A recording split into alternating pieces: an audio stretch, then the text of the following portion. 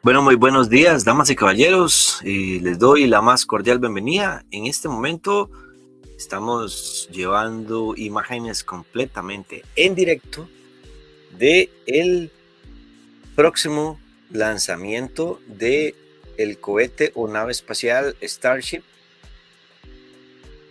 En este momento son las 6:15 de la mañana en Costa Rica.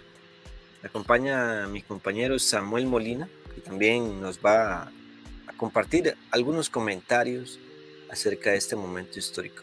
Porque hoy nos hemos dado cita acá, no porque sea un lanzamiento común y corriente de un cohete, sino que hoy,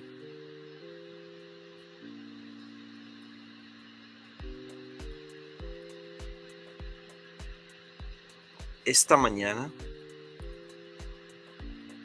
es un momento histórico para la exploración espacial, porque va a ser lanzado Starship desde Boca Chica, en Texas.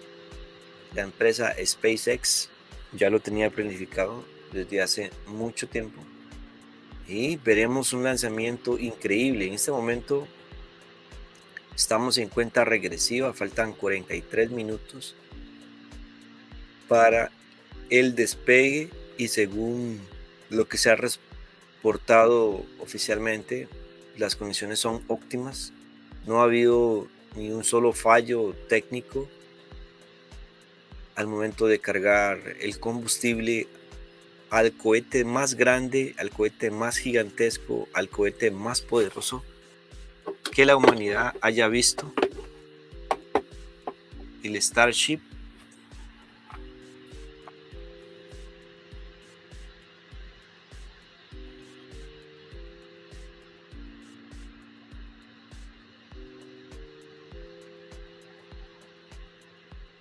Junior de los Santos dice Starship hacia los sueños.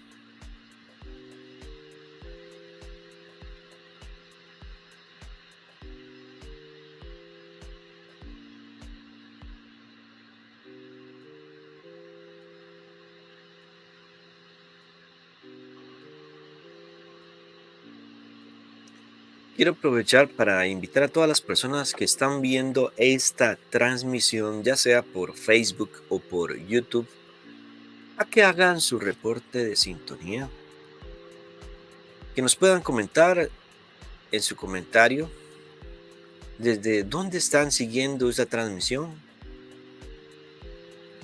si están emocionados por ver este histórico lanzamiento de Starship, qué esperan tanto de este lanzamiento como de lo que se avecina, porque estamos viviendo, como ha dicho nuestro compañero Samuel Molina, estamos en la época dorada de la exploración espacial.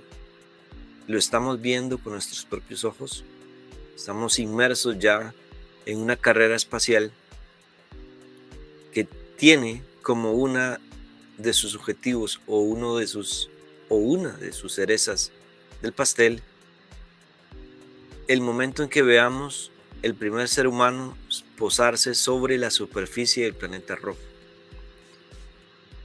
Esta nave Starship se ha planificado para que pueda ser utilizada en el primer viaje tripulado de seres humanos hacia Marte.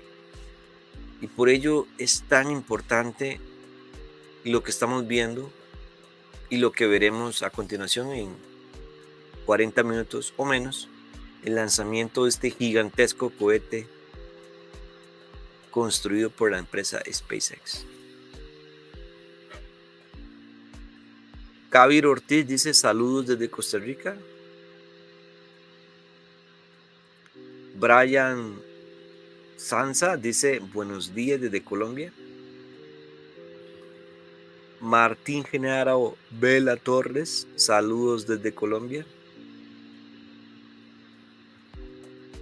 Psicotencalt Higinio Vargas dice abrazos fuertes desde Tlalpoalán, Veracruz, México.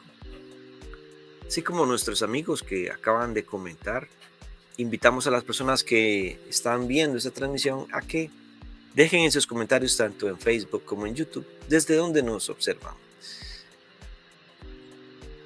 Les reiteraba de que esta transmisión la estamos haciendo básicamente porque hoy es un momento histórico para la carrera espacial, para la exploración espacial de nuestro sistema solar. Hoy se lanza Starship, el cohete más gigantesco que ha visto la humanidad construido. Dice Oscar Hernando Galindo Ruiz, saludos desde Bogotá, Colombia. Gracias, Oscar. Y al ser un momento histórico no podíamos dejar pasar esta oportunidad para que comentar en nuestra lengua española, porque las transmisiones que se están haciendo en estos momentos en internet son en idioma inglés. Entonces aprovechamos para llevar estas imágenes completamente en directo, como ustedes ven. Quedan 38 minutos para que el gigantesco cohete Starship despegue desde el suelo en Texas, donde se Bueno, ubica una y de las Homer, bases. perdón que lo interrumpa. Vamos a ver un poco más, qué es lo que esperamos, qué es lo que se espera de SpaceX logre con este cohete hoy. No sé si puedo presentar una imagen. ¿Está bien?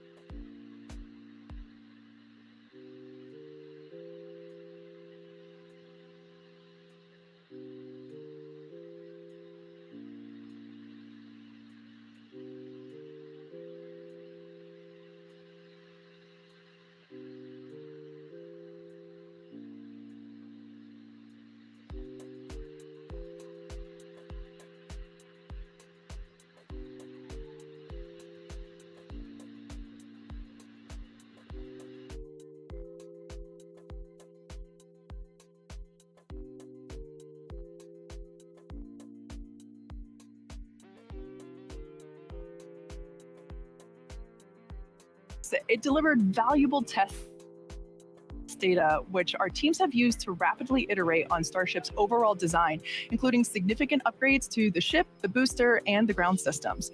Now, the most notable change is to the stage separation system, which will also be the most challenging part of today's test. We'll talk a little bit more about those updates a bit later in the webcast. Now, in Bueno, preparation for estamos a today's flight test, the 31 vehicles have undergone minutos dozens of del individual posible tests, including a lanzamiento. static fire on the ship, Este, 2 super heavy static fires, preparémonos, eso and es a final full wet dress eso es la rehearsal that época we dorada de la completed at exploración the end of espacial. October, where we Los loaded cohetes the más vehicles fully up importantes que with se van a propellants lanzar and tested our new en todo lo countdown que viene sequences. And that del brings us to próximo these año beautiful y shots on este año. today's flight test day. After 7 months of hard work by the entire SpaceX team, we're ready to give launch another shot.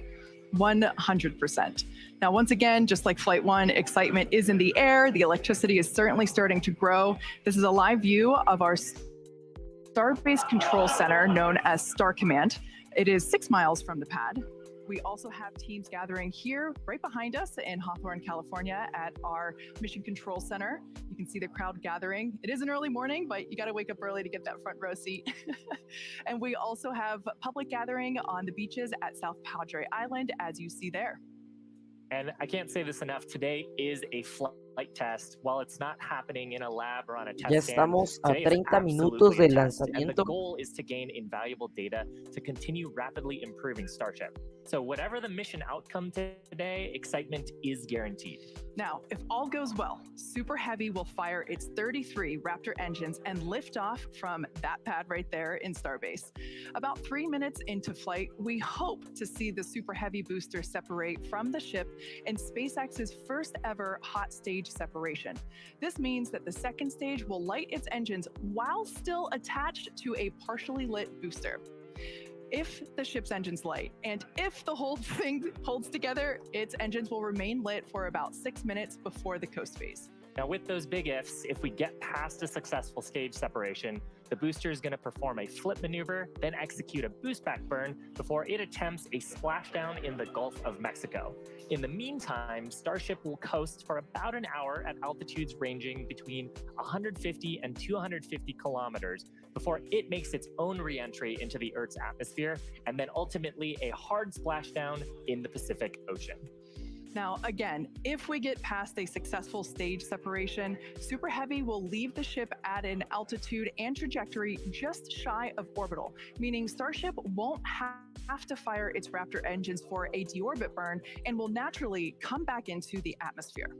Now, meanwhile, Super Heavy will attempt a landing burn before splashing into the Gulf.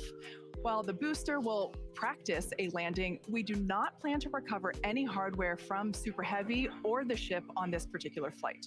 Now, with the exception of Falcon, this really is no different than what happens to most other rockets flying today that are expended or fall into the ocean after completing their mission. Now, even though we aren't planning recovery, the telemetry and data that we receive all the way to the end of today's mission is really what we're looking for, particularly with respect to temperatures during re-entry and how the heat shield performed. Much like our first test, we want to gather as much data as we can around the fully integrated vehicle in this flight-like environment. Exactly. So let's talk about some objectives for today. The primary goal for Flight 1 was to clear the pad. We did that, and we got amazing data that helped us to improve the vehicle and pad that you see right there today. This time on Flight 2, we're hoping to get all the way through stage separation, where we will try to perform this hot staging maneuver.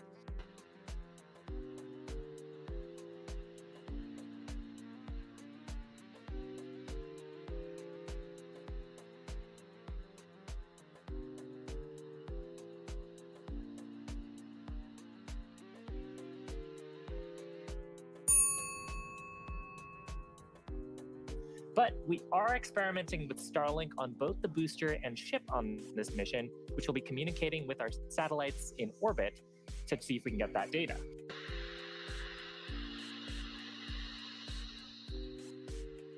Live views throughout the duration of the flight test, including re-entry, where we typically have a blackout period with no communication with the vehicle whatsoever. So all that said, this is the first time that the vehicle will attempt to communicate with Starlink in orbit, so no guarantees. Now we're at T-minus 27 minutes, so let's check in with John for an update on the countdown. How are we looking, John? Thanks, Trevor. We're currently loading.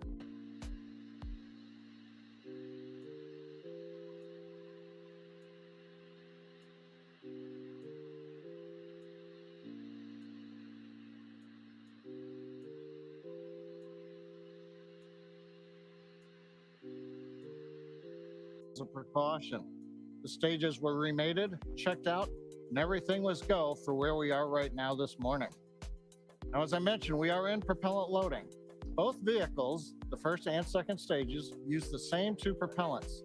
Our fuel is liquid methane at a temperature of just over 100 Kelvin, or about 272 degrees below 0 Fahrenheit. This is a different fuel from Falcon 9, where we use the RP1 kerosene. But our oxidizer is liquid oxygen, the same as Falcon 9. Because there is no oxygen in space to support combustion, we have to bring our own. We did the weather poll and the go, no go poll at T-minus 2 hours.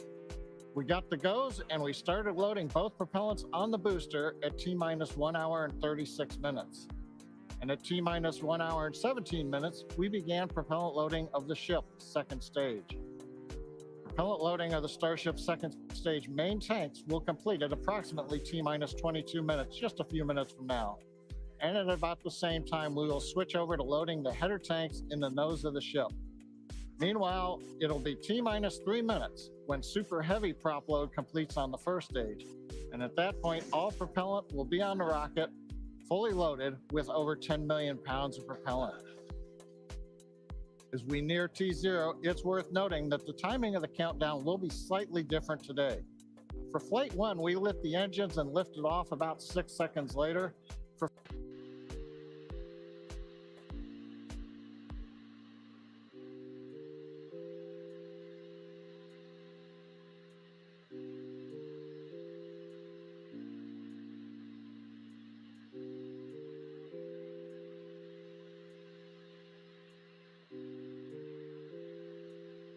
any concerns there.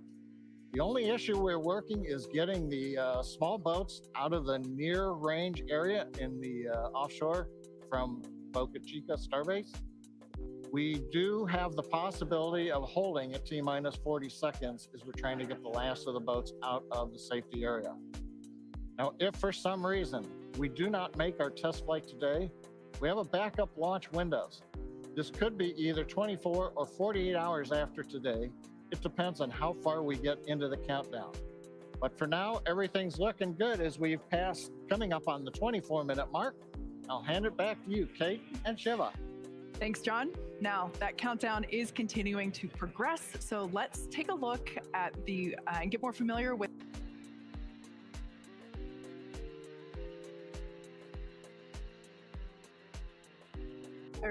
currently with about twice the thrust of the Saturn V rocket, and with future engine upgrades, it will be 3 times more powerful.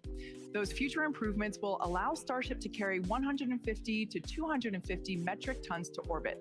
Now, for reference, Falcon 9's heaviest payload to date is about 17 metric tons. So we're talking about an order of magnitude more with Starship in terms of payload capability. And that matters because the amount of mass that we're able to launch per rocket is crucial to ultimately creating a self-sustaining city on Mars. Now, let's talk a little bit about how tall the vehicle is. The Super Heavy booster alone stands about 70 meters tall, and that's about the same height as a fully integrated Falcon 9. The height of Starship on top of it is comparable to that of the Statue of Liberty. But of course, the most technical length unit is that of Godzilla's, and we can confidently say that the fully stacked Starship and Super Heavy is at least one Mechagodzilla tall. It just so happens that we refer to the launch and catch tower at Starbase as the Mechazilla from the Godzilla movie, and you could see from that that the resemblance is quite uncanny. Very, very uncanny. Now, the first stage, also known as the booster or Super Heavy, has a diameter roughly 2.5 times that of Falcon 9, and with 33 much larger engines. More engines means more power to deliver a massive amount of cargo to space. Amazing view here. This is a view that we don't have on our Falcon 9 missions. This is a view looking up under the Super Heavy booster. I love the shot. We can see all 33 engines there. Now, one cool upgrade on the booster's engines, we have a new electronic thrust vector control system, or ETVCs. We previously used the hydraulic system to Buenos control días, the estamos a positioning of menos the de Raptor engines, 22 meaning we minutos tilted para them el in flight lanzamiento. using pressurized El fluid. tiempo y Now, el hydraulics clima are es complex, nominal. and because they're fluid-based, they have the potential to leak. Not good. So switching to an electronic system means fuel.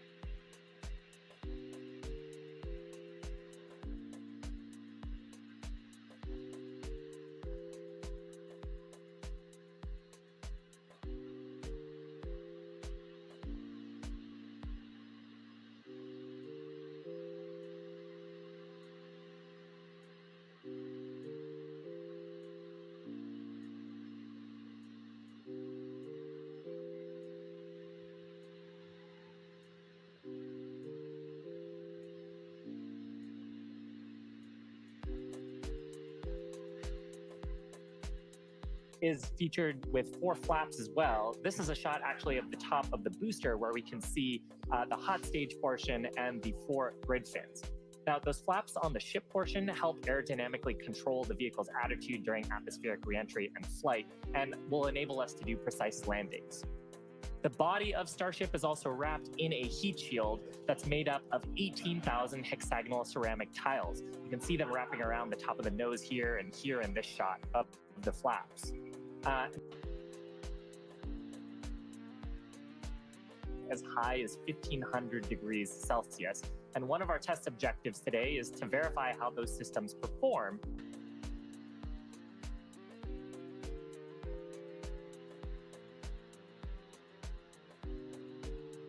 Our new hot stage, critical for our new separation technique. As we talked about earlier, we are constantly learning and upgrading the vehicle after we test. Now, this is a pretty exciting first for our team, as hot staging has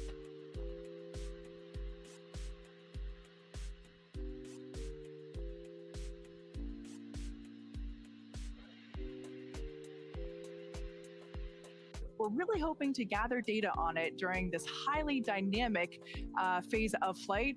And that is, once again, assuming that we even make it that far. Of course, let's take a closer look at what we expect hot staging to look like.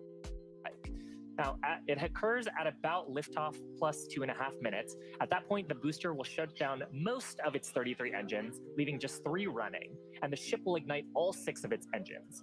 Clamps will release, and then the ship will thrust away from the booster.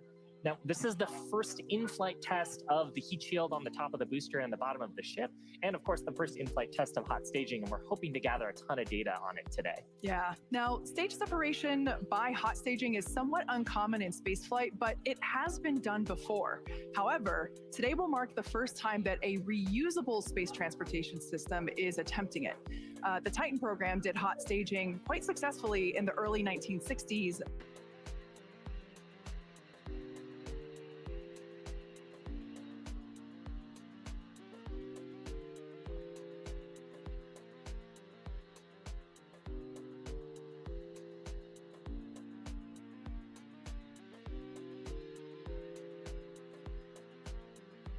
Because ultimately, when successful, it could increase Starship's payload to orbit capacity by 10%. So more payload and more people to Mars.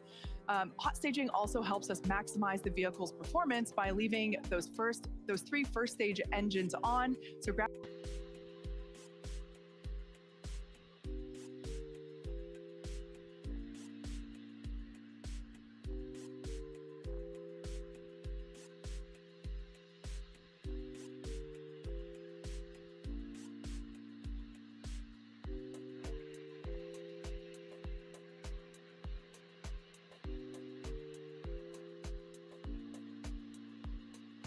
is going to be doing most of the work instead of mechanical parts that would otherwise be pushing the 2 stages away from each other. That's a great summary, Kate. And of course, this required design changes from Flight 1. The most notable of which is the inner stage here. So on flight 1, that inner stage was completely enclosed, but for hot staging, the interstage portion between the booster and the ship is going to see dramatic increases in pressure and temperature. So we had to change the structure to include vents for the exhaust gases that the ship's Raptor engines will produce. Now, the 3 center engines on the ship actually gimbal, they rotate, and we're going to be gimbaling them outwards to reduce the forces that are being directly imparted on the booster and maximize the exhaust gas that's going through those vents. We've also beefed up the ship's space heat shield to withstand the higher temperatures and pressures. And for today's test, like really getting through hot staging would be a major milestone. There are some risks associated with this test, but of course, the ship and booster are going to be pretty far out over the ocean in the safety zone and far away from people. Yeah, regardless of what happens.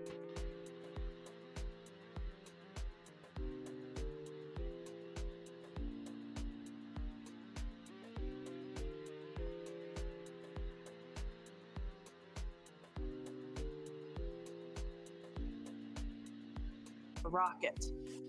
Fun fact, it's the Guinness Book of World Records holder for the largest launch tower in the world. What a beautiful drone shot that we have here. Also important part of the system, but less visible right now, especially because of the fog, is our new water-cooled steel flame deflector. And that's certainly a new upgrade for this flight. Yeah, on flight 1, the Starship's launch pad was damaged pretty significantly during liftoff as those super heavy Raptor engines fired their full thrust into the foundation for more than 12 seconds. So now we have a new high-pressure, water-cooled steel flame deflector system that we developed and installed between the flights, and there you can see the video of it dispensing 260,000 gallons of water. And that's designed to dissipate those loads from the Raptor engines and support rapid turnaround of the launch pad with minimal refurbishment between flights. Part of a rapidly reusable launch system also means the pad infrastructure. Yeah. We performed multiple standalone tests and have used this new system for both the Flight 2 booster static fire tests. And we've also reinforced the pad pretty significantly from Flight 1. Yes. Now, also part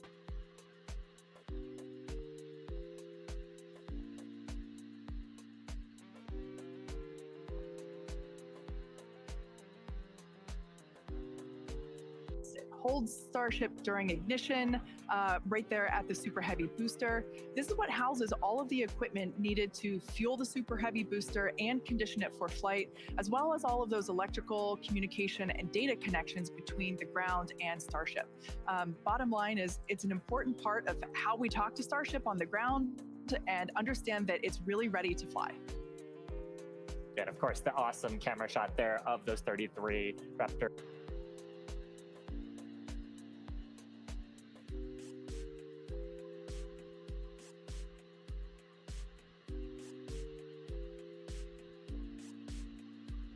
Over and over and over again with little to no downtime in between.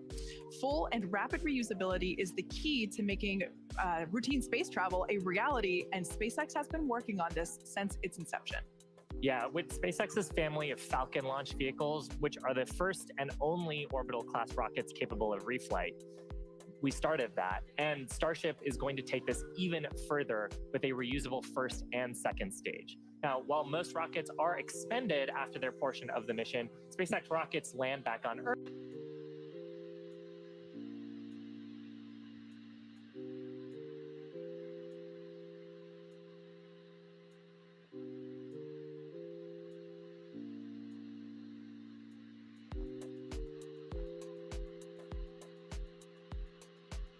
That have been following along since our early days, you know that it took us 4 attempts before we successfully launched our first rocket to orbit. Here you see our Falcon 1 Flight 4. 15 years ago in September, that vehicle became the first privately developed liquid-fueled launch vehicle to orbit Earth. If Falcon 1 Flight 4 had not succeeded, it would have meant the end of SpaceX. And our first successful landings didn't come easily. We had to miss the target a few times before we ultimately stuck the landing. But each of these landing attempts of how to not land an orbital rocket were teaching us what we needed to know in a flight-like environment to get that full picture.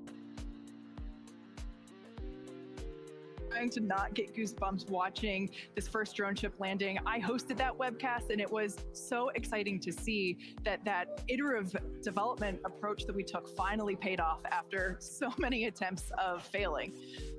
Now that failure is expected to help improve future designs of our vehicles and systems. So fast forward to present day, we've landed F9 boosters over 245 times since our first reflight of an orbital class booster 6 years ago. Yeah, and it really comes down to our design philosophy. If you're not failing,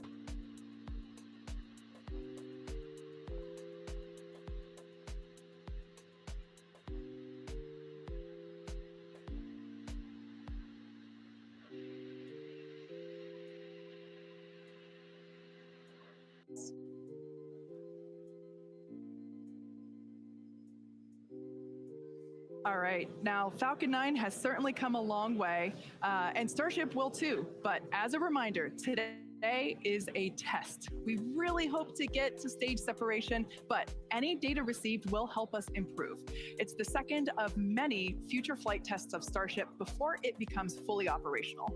and these flight tests teach us about the limits of our design. They help us improve our understanding of the vehicle, and ultimately will help us to make Starship more reliable and rapidly reusable. So again, whatever the outcome and however far we get today, we can promise excitement. So why are we doing all of this? Why do we need a rocket this big, and why does it need to be reusable so quickly? And that answer goes back to SpaceX's mission, which is to make life multiplanetary.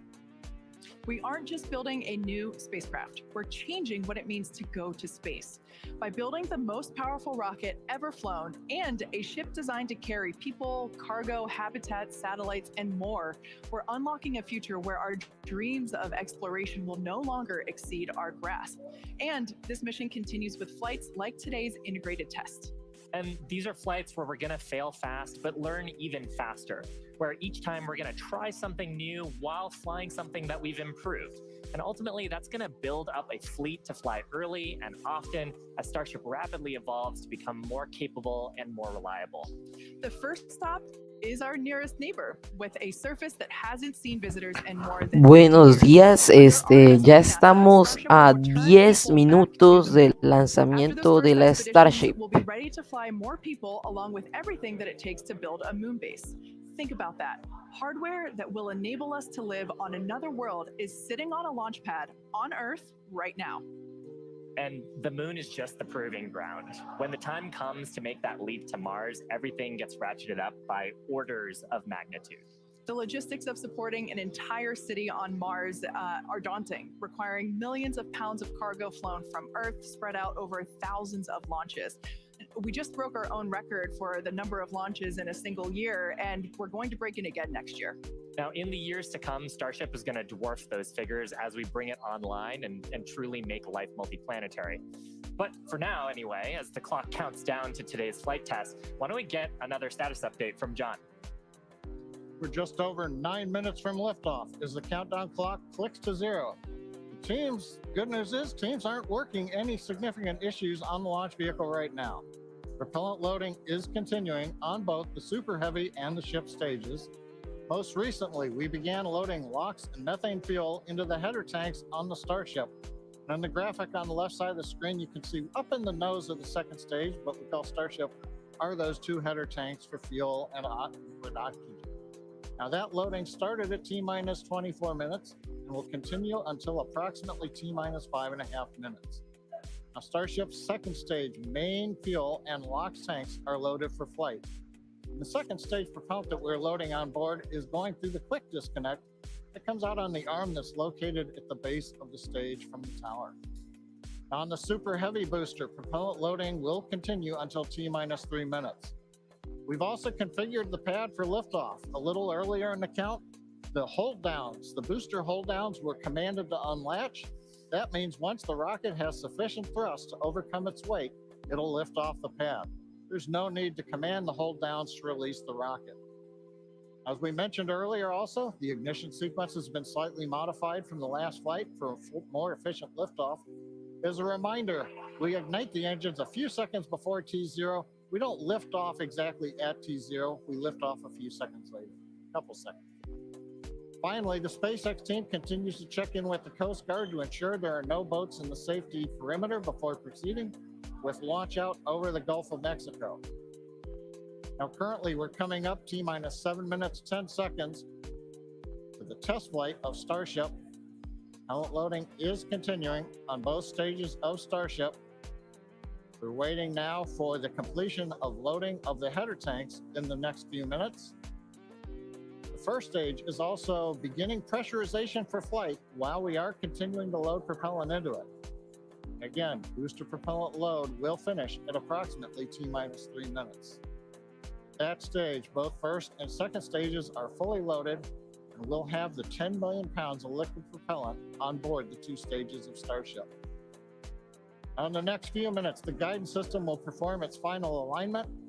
We'll get the automated flight termination system that'll arm, and the final TVC checkout will be performed. We may get a view looking up at the engines as we gimbal the 13 middle engines to check them out just before liftoff at about T-minus 90 seconds. If we need to hold, it would come at T-minus 40 seconds. That's the point in the countdown where we can pause to wait for final checkouts or pressurization to complete. Or as we're hearing right now, we're still working a few boats in the area that are headed south. And a lot of cheering here in Hawthorne. The boats are heading south, but we are still planning to hold at T-minus 40 seconds if necessary. Just amazing views of today's launch. There's nothing quite right like a launch at basically sunrise. Sunrise, I think, was just about 10 or 15 minutes ago out at Starbase.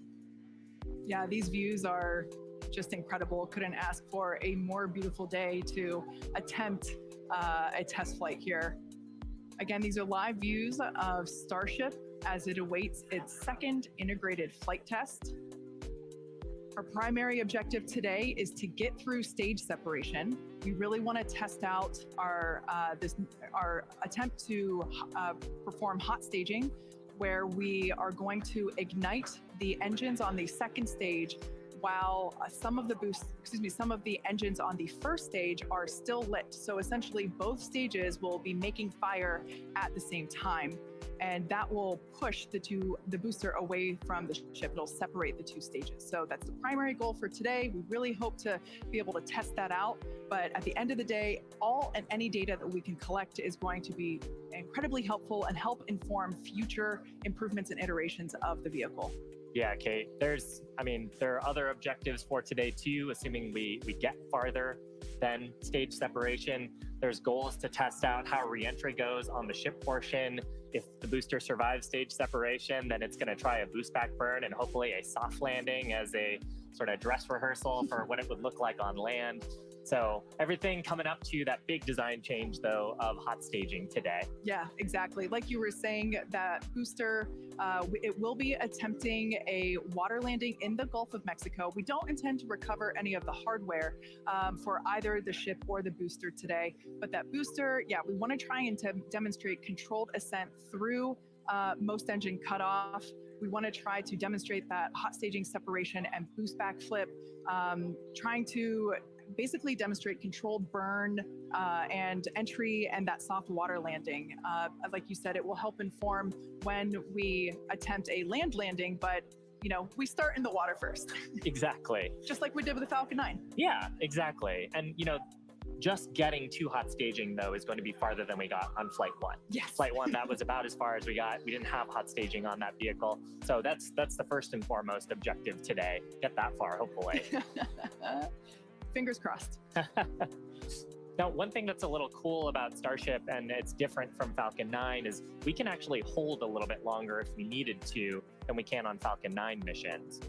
Once we get to T-minus 40 seconds, and if we did have a hold, depending on the reason for the hold, we can hold for up to 30 minutes. And today, actually, our entire launch window is about 20 minutes, so the whole duration would cover most of our launch window. Yeah. And that's different from Falcon. Yeah, absolutely. With Falcon, we have to go Ya exactly estamos a menos de T0. That 3 40-second hold is minutos super para el helpful. lanzamiento. If we need to, for example, we need more time to pressurize the COPVs for flight levels.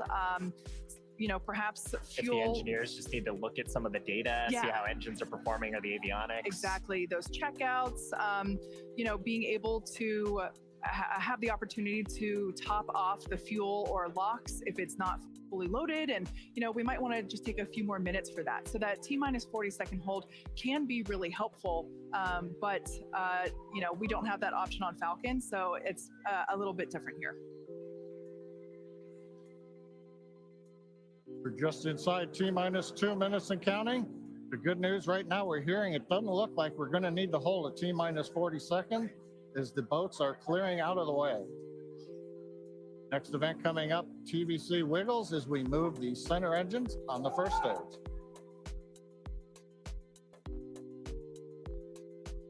You can see maybe just a little bit there. 90 seconds, wiggles are underway as we're checking out the first stage.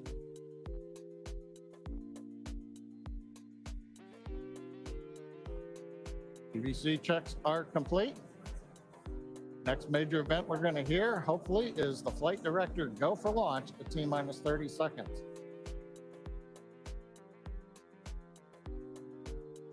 As we're coming up on T-minus 1 minute, when we get to T-minus 40 seconds, we'll just listen in. Last time, as you recall, we did hold at 40 seconds. It took a few seconds for the clock to recover, so we're going to watch that. And as we press to T0, we're going to watch and listen the second test flight of Starship.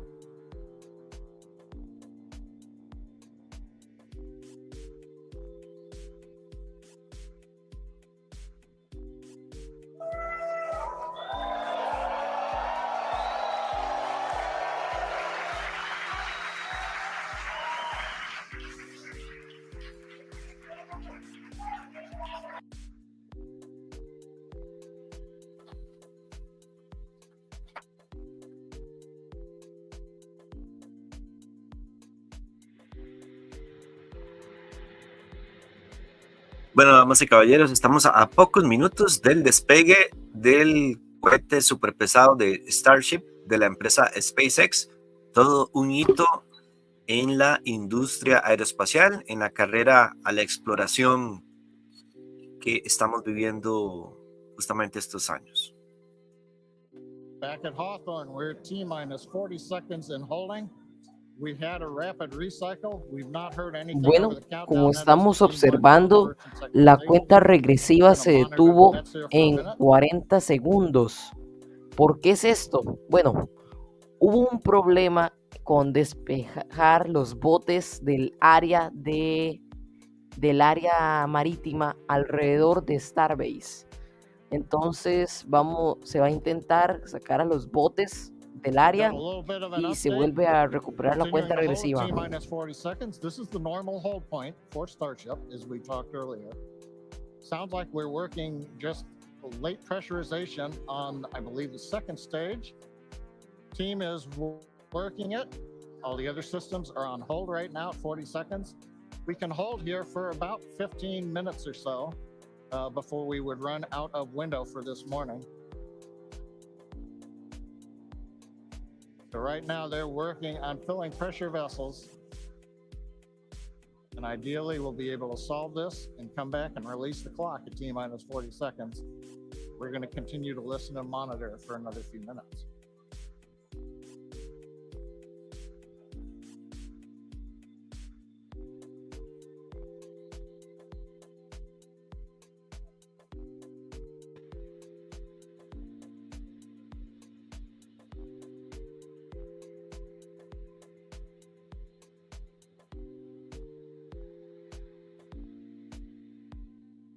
Data that they want to see, the clock can restart straight away and it'll start ticking down from T-minus 40 again, all towards liftoff. Yeah, exactly. Now, while we do have the ability to hold for up to 30 minutes, we only have a 20-minute launch window. So don't go away, don't change the channel. And just like Shiva said, we can restart that clock.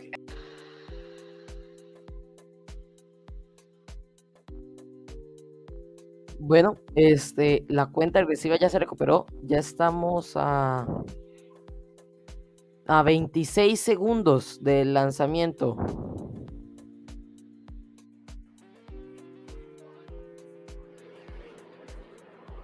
T minus 15. 10, 9, 9, 8, 7, 6, 5, 4, 3, 2, 1.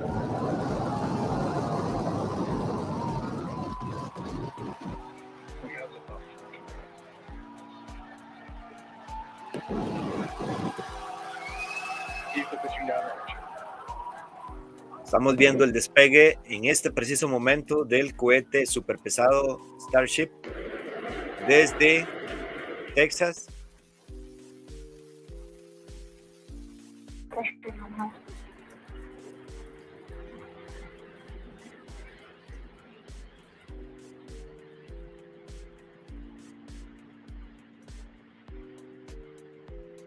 We are T plus 40 seconds into the flight of Starship.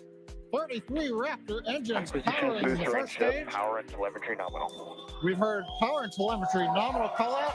We're heading downrange over the Gulf of Mexico.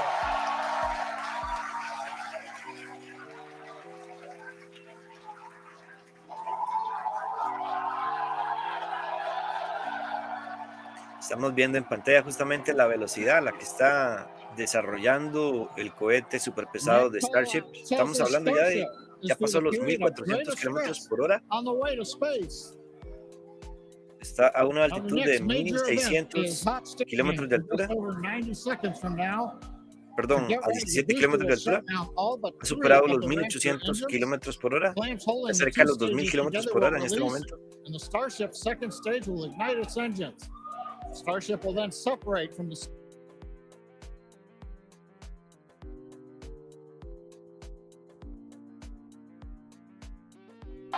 10 more engines will ignite for the boost back burn, putting the first stage on path for a splashdown in the Gulf of Mexico.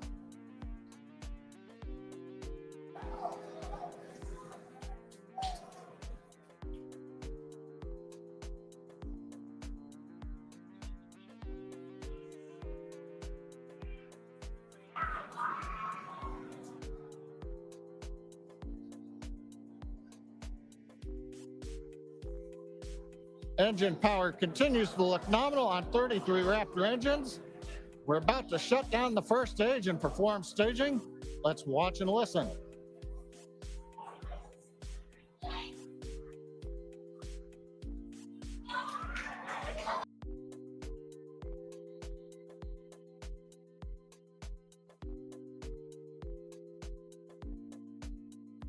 Booster engine cut off.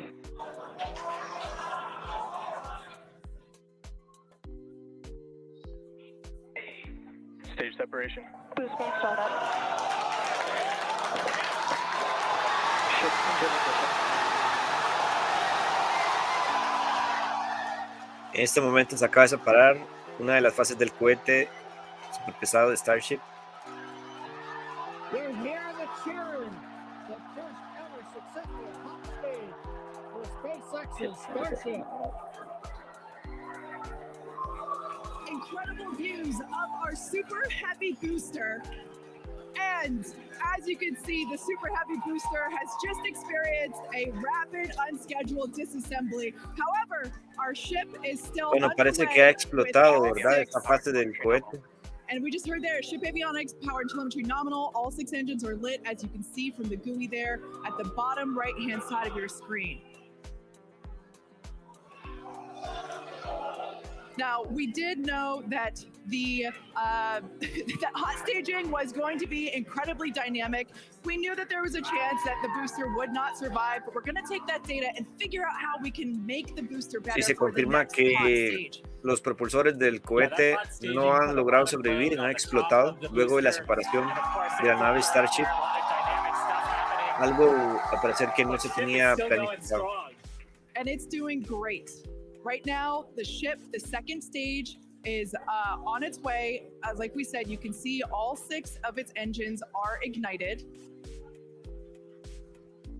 The next major milestone for the ship Según indican, will bueno, be the todos shutdown los of those motores engines, del or propulsor SECO, del cohete second Starship engine han cutoff, funcionado, pero which if you follow our segundos Falcon 9 después de launches, haberse familiar separado de terminology la there. nave, ha So far, explotado. today has been incredibly successful, even with the RUD of the Super Heavy booster. This is amazing. Primary objective of the booster today, to get to hot staging, to get ship on its way to orbit. It did that admirably. Yeah, we definitely asked. Starship trajectory nominal. All right, great news there. That trajectory for ship is Acquisition of nominal. signal, keep canaveral. Once again, Starship's second stage. It's firing those engines. And as you just heard, everything's looking good. Now, for the ship, we wanted it to survive hot staging, which, as you can see there by that little dot on your screen, it did. We also want to basically demonstrate that the successful startup of those engines, demonstrating controlled ascent, which is what it's doing right now, and eventually orbital insertion. We are hoping to basically send this around the Earth, and if it makes it this far, splash down in the Pacific Ocean, a couple hundred miles north of Hawaii. Now, if we get that far, like all of that sounds great. Secondary objectives for ship, again, continuing to gather engine data and about its health, Bueno, según performance. indica en pantalla, Great news lo there. que That fue tells us el that the cohete, chamber pressures por lo menos los propulsores, inside alcanzaron una of altitud the de Starship, 90 again, that's kilómetros that de small altura, dot on your screen. momento en Basically, el the cual propellant no estaba pressures planificado, in pero the ship are explotaron, looking good. desaparecieron. La velocidad alcanzada fue unos Yeah, the bottom right 3.818 corner of your kilómetros screen, por you hora, can see mientras que ahora vemos essentially a user interface el showing us which propulsor de engines la are nave lit. Starship So the three está center a unos sea-level Raptor 149 engines on kilómetros ship are gimbaling engines. de altitud, The three outer desarrollando engines una in the velocidad de triangle, the larger 14.000 ones are Raptor kilómetros por hora. vacuum engines, all of them continuing to fire nominally. So they're at the pressures that we expect to try to get into our target trajectory today. Yeah. And we're not targeting orbit today. We're targeting almost orbit today. That's very intentional as part of the mission design. The goal is to get to a thrust profile similar to what we would need for orbit, but also And to expect get to the loss of energy signal, levels Houston. that the ship would need to dissipate for re-entry. And so we're actually going in a suborbital trajectory today, but that trajectory will get us to the energy levels that we need at re-entry, where we can really stress that heat shield and get valuable data on re-entry. And those calls that we are still on a nominal trajectory here and seeing nominal pressures means that we have a really good shot of hitting our target orbit. Yeah. Now, if the booster had survived, we would be around the time where it would be getting ready to land, performing its re-entry, but it unfortunately did not survive. That being said, that's okay. It survived several seconds after hot staging, so we're going to take that data and improve the hot staging sequence and probably improve the hardware itself for the next flight.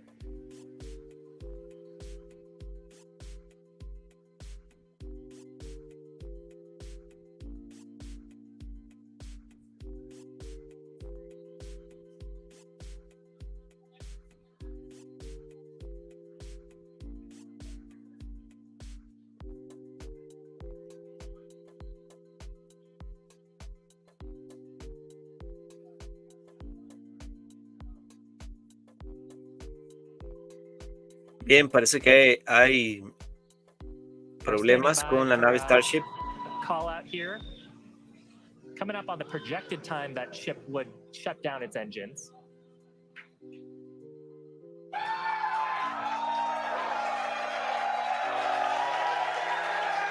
As you can tell by the excitement from the crowd here at Mission Control Center in Hawthorne, there's a great view of our Star Command Center. That's our control center at Starbase Texas. The crowd here, Mission Control Center behind us in Hawthorne. Everyone is super exciting. What a successful day this has been so far.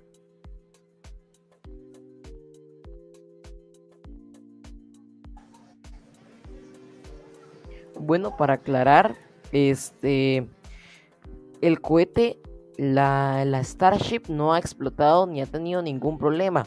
Esto es algo normal. Cuando un And I mean, up cohete to this point, llega al major espacio, successful por lo milestones general through tiende hot a staging, perder which is the big conexión objective con la today. Tierra. Este cohete se diseñó por primera vez para conectarse con la red de satélites Starlink para mandar imagen. So we Ahorita are lo que going to están head tratando de into the hacer coast es phase. conectar el cohete Planned for the a next Starlink about y hour mandar la and 5 señal. minutes. We'll be returning Vamos around a the T+1 esperar hour a and ver si lo 15-minute logran. mark. And that's while we're waiting for Starship to continue on to its next step for reentry. We're not totally sure what video we're going to get, and that video comes normally by overflying ground stations, but we don't have a ton along our flight path. So fingers crossed that we will get some via Starlink on this mission since we're testing that out.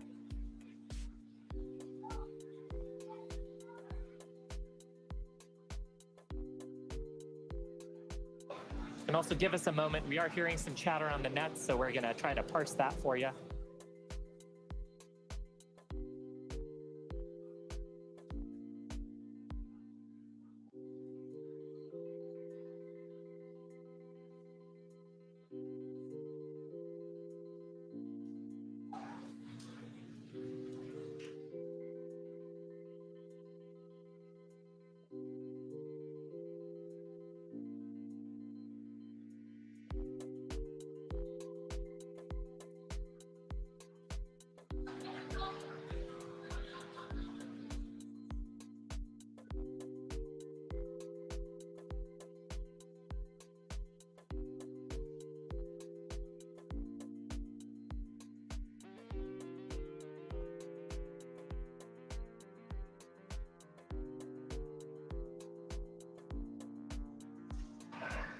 John Isberger back here in Hawthorne at our webcast desk. We have lost the data from the second stage. We had heard a call out that we were internal guidance, which means we were getting near the end of the approximately 6-minute burn of Starship, but we haven't gotten any more data since then. So we think we may have lost the second stage. So we would not be into coast phase. We wouldn't be able to come back in an hour or so and possibly get ready for reentry. However, what we do know right now is we had an on-time launch at 7 o'clock. We got through the boats. First stage looked beautiful with 33 Raptor engines firing. We got the hot staging, you know, the thing that we really wanted to see and impressed. We saw the separation, we saw the flip maneuver, we saw the light up of the 6 Raptor engines on Starship, and it headed away. Everything really looked good. But what we do believe right now is that the automated flight termination system on second stage appears to have triggered very late in Bueno, the acá burn lo as que we están were headed comentando los empleados de downrange SpaceX out es over una the Gulf of especie de Mexico. un paño de agua fría Real para tapping on the Cape today. That tratar de successful liftoff, Kate.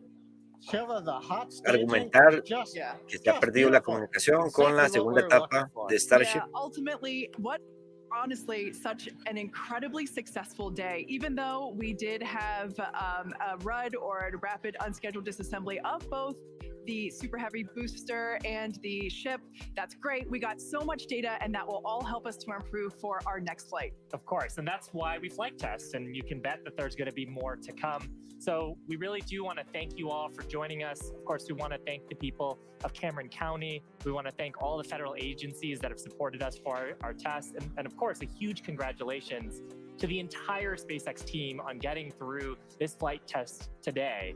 And I think with that, we're going to sign off from here in Hawthorne. Thanks so much for tuning in, and we'll see you next time. Bueno, esta fue la transmisión. No sé si Samuel quiere hacer un resumen, pero por lo que he entendido, por la transmisión.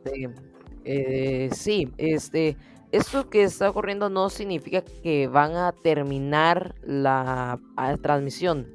Esto significa que van a quedar en pausa, como por lo menos una hora, a esperar a que la Starship se aproxime a entrar a la atmósfera terrestre. Sí, bueno, lo que hemos visto fue el despegue de Starship, el cohete súper pesado. Al parecer, los propulsores explotaron alrededor a una altitud de 90 kilómetros, según la información que provee SpaceX. Luego la nave Starship, la segunda fase, continúa su viaje para ponerse en una especie de órbita, pero luego a una altitud de unos 148 kilómetros de altura se perdió contacto con la nave y hasta el momento no se ha recuperado. Por lo tanto, la empresa SpaceX pone en esta especie de pausa la transmisión. Como estamos viendo, son obviamente pruebas experimentales. Hay cosas que fallan. Es tecnología y por tanto parece que varias cosas han fallado en esta oportunidad, pero el objetivo sigue en pie, ¿verdad?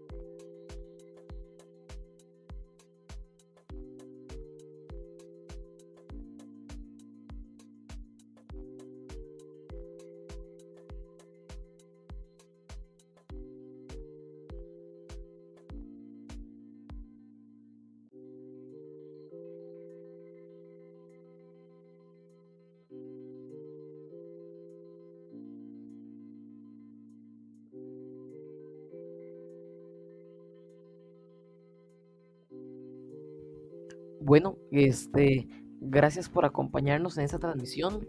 Eh, es el fin de la misma. Es cuando SpaceX empiece la transmisión para ver el aterrizaje de la Starship. Voy a crear un directo para que lo observen. Chao.